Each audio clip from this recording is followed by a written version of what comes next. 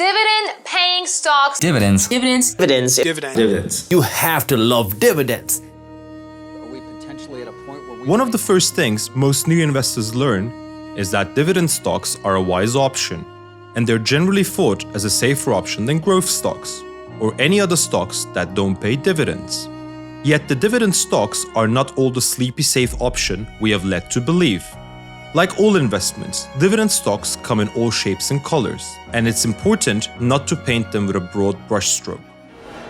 For more than half a century, modern financial theory has tried to answer why investors love dividends, why do firms pay dividends in the first place, and is there or should there be a corporate dividend policy? And more importantly, what is the relationship between dividends and the company value? One of the most famous books on the topic is The Dividend Puzzle by Fisher Black. The Black from the famous option pricing model Black & Scholes. And he said, the harder we look at the dividend picture, the more it seems like a puzzle with pieces that just don't fit together. The payment of dividends is not in the best economic interest of shareholders, even in the absence of personal and corporate taxes. Despite this economic absurdity, generous dividends continue to be paid by corporations, and the dividend decision remains a major component of the corporate financial agenda. Today we'll have a deep dive into the famous dividend debate and give you all the tools to better evaluate your dividend portfolio. But before we do that, welcome to Financial Interest, where you will learn everything you need to know about money and investing. Please like and subscribe if you enjoyed the video. In the 16th century, successful sailing captains began selling ventures on parts in their voyage to investors. Parts were bought and sold in the open market. By the end of the 16th century, these parts were replaced by fixed denomination shares. The most common denomination of the shares was 1 in 32 of the ship's property, but the interest in 1 in 8 and 1 in 16 were also not uncommon. Investors regularly purchased shares from more than one captain to diversify their risk of loss from the misfortune common to sailing ventures of the period. Joint stock companies evolved from these merchant associations due to the high capital requirements of foreign trade. Investors provided capital to these corporations, while sailing captains used their special skills to employ the assets profitably and pay dividends to their shareholders. The VOC, short for the Dutch East India Company, was formed in the Netherlands in 1602 and was granted a monopoly for trading with India. The enterprise was the first permanently organized joint stock company. The issuance of shares for the purpose of determining how the profits would be divided dates to hundreds of years before the creation of the VOC. But the concept of a true joint stock company was still relatively new. Through this corporate structure, the VOC gained an organizational advantage over a number of its competitors.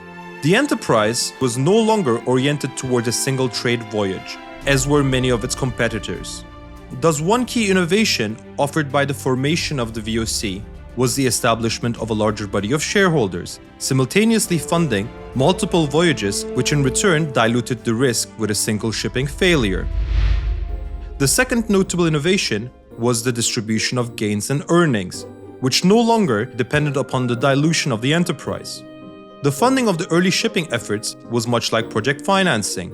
The voyage was the project, and upon completion, the project ended and the residual assets, if any, were divided among the owners. The payout was in fact a one-time dividend. The alternative organizational form of the VOC made repeated dividend payments possible. Dissolution of the corporation upon a completion of a single shipping voyage was no longer necessitated. If the shipping activity prospered, then the dividends could be increased. Shares of the venture began trading in Amsterdam almost immediately after the original stock subscription was completed. More than half the original capital of the venture was raised from merchants of Amsterdam. In the early years of the company, the organization paid 75% dividends.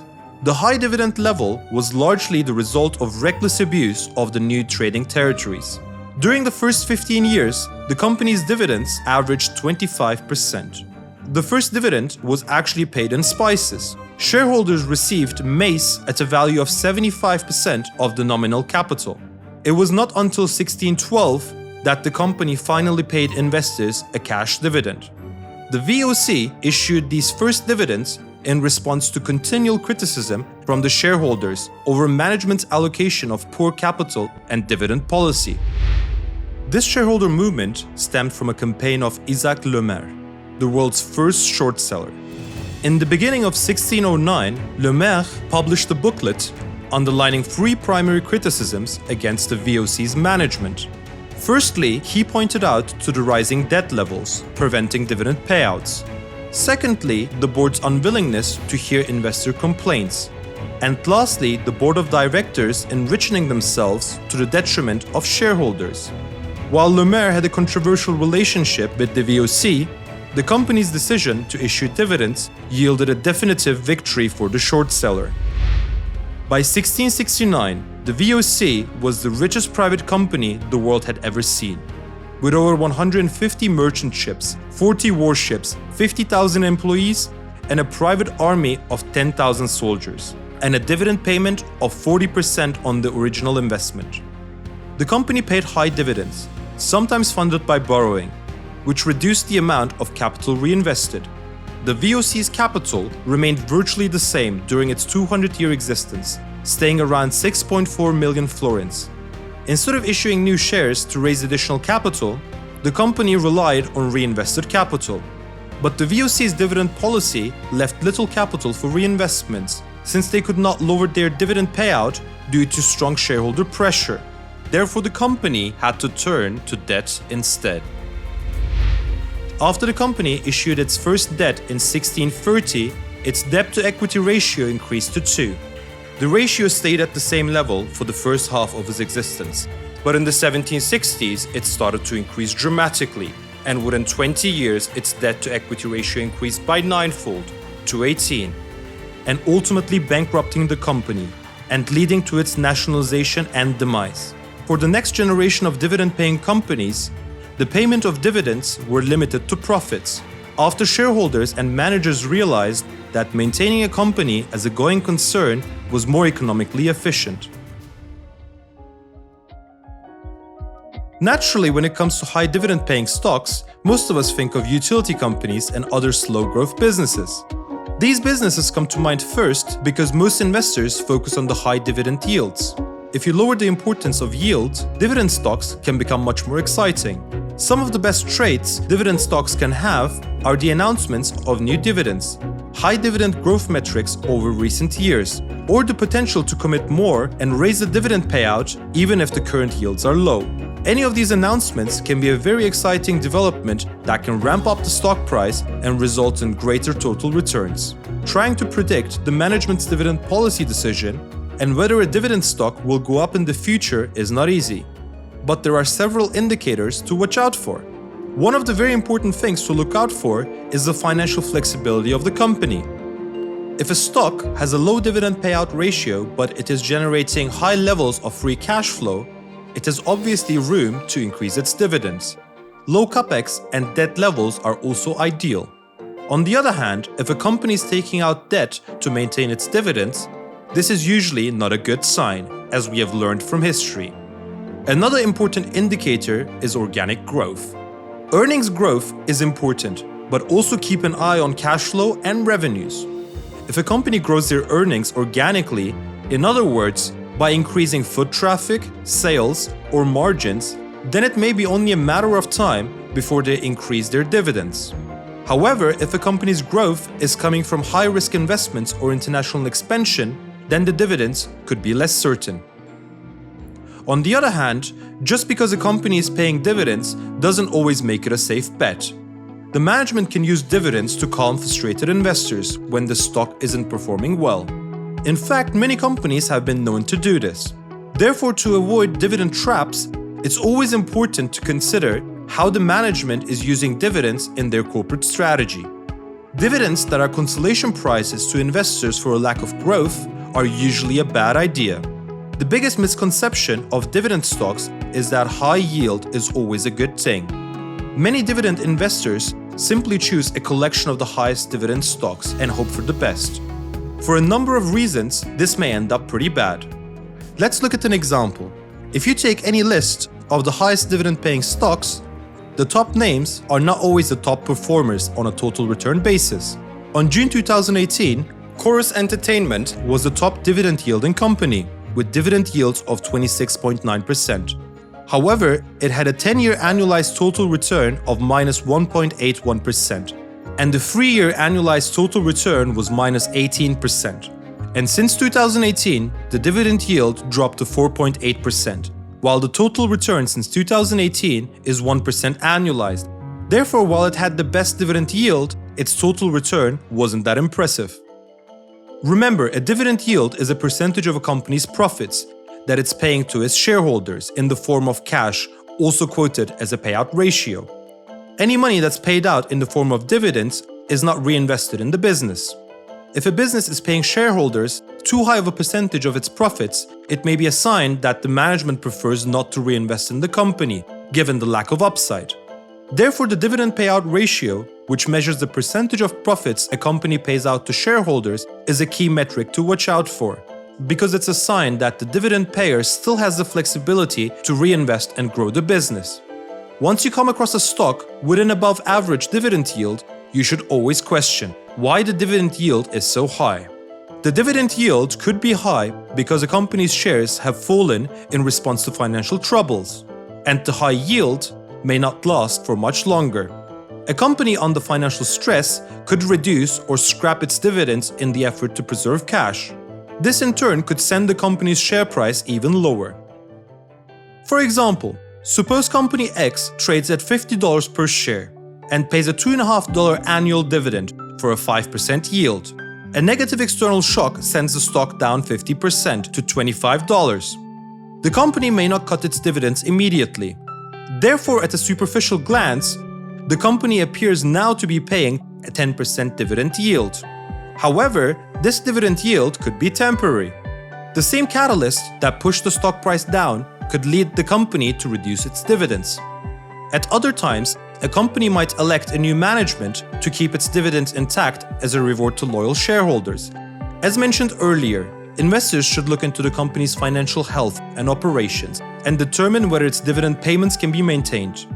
Additional key factors to investigate are the company's historical dividend payout ratio, historical dividend schedule, and whether the company has been increasing or decreasing payments.